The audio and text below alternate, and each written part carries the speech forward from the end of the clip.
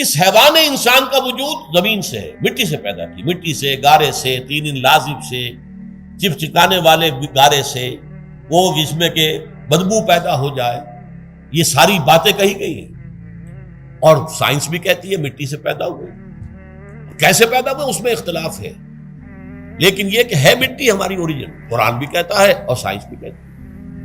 اور ہمارے وجود کو جب وہ تھک جائے، مزمحل ہو جائے، اس کی انرجی کم ہو جائے، تو اس کے لیے جو غذا ہے، جو تقویت ہے، وہ بھی ساری زمین سے آ رہی ہے۔ آپ نے پھل کھائے، آپ نے گندم کھائی، آپ نے چاول کہاں سے آ رہے؟ اچھا بکری کا گوشت کھایا تو بکری کا گوشت کس چیز سے بنا ہے؟ اس نے گھاس کھائی ہے، اس نے پتے کھائے ہیں، وہیں سے تو بنا ہے۔ الٹیمیٹ سورس آپ کے وجود حیوانی کے لیے جو آ رہی ہے وہ زمین ہے۔ وجود روحانی کو بھی تقویت کی ضرورت ہے، وہ بھی مزمحل ہوتی ہے، کمزور ہو جاتی ہے، خاص طور پر جبکہ وجود حیوانی کا اس پر غلبہ ہو جائے، تب تو یوں سمجھیے کہ وہ بالکل بے ہوش ہو کر موت کے قریب پہنچ جاتی ہے۔ اس کی تقویت، اس کی غذا وہیں سے آئی ہے جہاں سے روح آئی ہے، وہ کلام ربانی ہے، روح ربانی، نفخت فیہ من روحی من روحی من روحی، میں پھونک دوں اس میں اپنی روح میں سے۔ روح کا تعلق ذات باری تعالیٰ کے ساتھ ہے۔ اسی طرح کلام ربانی کہاں سے آیا ہے؟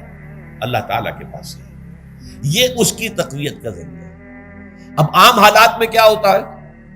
ہمارا یہ وجود حیوانی چھایا ہوا ہے ہمارے وجود کے اوپر، بیچاری روح جو ہے دبی رہتی ہے، پسی رہتی ہے۔ اگر خدا نے خواستہ ہم گناہ گار بھی ہیں، گناہ پر گناہ کا ارتکاب کر رہے ہیں، تو وہ روح جو ہے وہ قلب کے آئینے شیشے کے اندر ہے۔ فیہا مصباح، المصباح فی زجاجہ، الزجاجہ تو کانہا کوکب دری، قلب جو ہے شیشے کے مانند ہے جس کے اندر روح کا چراغ جل رہا ہے۔ اب اگر یہ اوپر جو شیشہ ہے اس پر دھواں آ گیا، لالٹین کی چمنی پر دھواں آ گیا، تو اب روشنی باہر تو نہیں آئے گی۔ اگر انسان گناہ کرتا ہے تو قلب پر رین، زنگ آ جاتا ہے، یا حضور نے فرمایا ایک داغ لگ جاتا ہے، اور گناہ کرتا ہے اور داغ لگتا ہے، اور گناہ کرتا ہے اور داغ، یہاں تک کہ بالآخر پورا قلب سیاہ ہو جاتا ہے۔ اب وہ روح اندر بند ہو گئی، وہ دفن ہو گئی۔ اس کے لیے اب ضروری ہے کہ اب ایک پروگرام ایسا دیا جائے جو ریورس ہو جائے۔ دن میں روزہ رکھواؤ تاکہ وہ جو اینیمل انسٹنکٹس ہے وہ دبے، تو جب یہ وزن جو ہے اس کے اوپر کم ہوگا تو کچھ سائی آف ریلیف اسے ملے گا۔ جیسے بے ہوش آدمی پڑا ہے، اسے کوئی ہلکا سا ہوش آ رہا ہے، آپ نے پانی کے کچھ چھینٹے لیے، اس کے بعد آپ نے رات کو کھڑے ہو کر قرآن کے انوار کو اتارا، بارش برس رہی ہے روح انسانی کے اوپر، قلب روحانی، قلب انسانی کے اوپر، جس میں کہ وہ روح جو ہے وہ دفن، وہ زندہ ہوگی اثر نو، ہوش میں آئے گی، اور ہوش میں آئے گی تو دو کام ہوں گے۔ ایک تو اسے قرآن کی عظمت کا احساس ہوگا، یہ قرآن میری حیات تازہ کا ذریعہ بنا ہے، میں دب گئی تھی، میں پس گئی تھی، میں بے ہوش تھی، میں نیم مردہ تھی، اس قرآن کی بارش نے، یہ ترشح جو ہوا ہے مجھ پر، اس نے مجھے حیات تازہ عطا فرمائی۔ یہ جو قدر کا احساس ہوگا قرآن کا، لعلکم تشکرون، تاکہ تم قرآن کی عظمت سے واقف ہو۔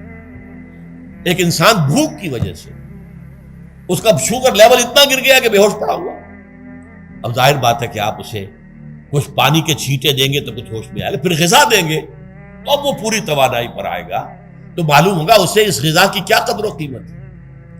اگر آپ کو بھوک ہی نہیں لگتی تو غذا بے معنی شے ہے، پیاس ہی نہ لگے تو آپ کو کیا معلوم کہ اس پانی کے اندر کتنی بڑی عظمت ہے، یہ میرے لیے کتنا بڑا انعام و احسان ہے اللہ کا۔ وہ تو پیاس پر، جان پر بنی ہوئی ہو، اور پیاس اس وقت آپ کو ایک گھونٹ پانی کوئی دے دے تو آپ کو معلوم ہوگا دنیا و مافیا سے بڑھ کر ہے یہ ایک گھونٹ پانی جو مجھے ملا۔ اسی طرح جب روح دبی ہوئی تھی حیوانی وجود کے بوجھ تلے، جبکہ وہ نیم خوابیدہ یا نیم بے ہوش یا بالکل بے ہوش تھی، وہ دن میں تو روزہ رکھ کر اس پر سے حیوانی وجود کا وزن کم کیا گیا، اسے ایک ریلیف ملی۔ رات کو قرآن مجید کے انوار و برکات اس میں جذب کیے گئے تو اس کو پوری توانائی حاصل ہوئی۔ اس پوری توانائی کا پہلا نتیجہ تشکر، قرآن کا شکر۔ الحمدللہ الذی انزل علی عبدہ عبدہ الکتاب ولم یجعل لہ عوجا، پھر وہ قلب کی گہرائیوں سے نکلے گا۔ سارا شکر اس اللہ کے لیے جس نے اپنے بندے پر صلی اللہ علیہ وسلم کتاب نازل کی اور اس میں کوئی کجی نہیں رکھی، کسی طرح کی ایچ پیچ نہیں۔ یا تبارک الذی نزل الفرقان علی عبدہ لیکون للعالمین نصیرا، بڑی بابرکت ہے وہ ذات جس نے اپنے بندے پر فرقان نازل فرمایا تاکہ وہ تمام جہان والوں کے لیے نذیر اور خبردار کرنے والا بن جائے۔ یہ قرآن کی عظمت کا احساس، اور ظاہر بات ہے جس قدر کسی نعمت کی قدر و قیمت کا احساس ہوگا اسی قدر تو آپ شکر ادا کریں گے۔ اگر آپ نے کسی بچے کے ہاتھ پر ہیرا رکھ دیا، اسے کیا پتا یہ ہیرا کس بلا کا نام ہوتا ہے، وہ سمجھے گا کانچ کا ٹکڑا ہے۔ لیکن اگر کوئی واقعتاً کوئی جوہر شناس ہو، جوہری ہو،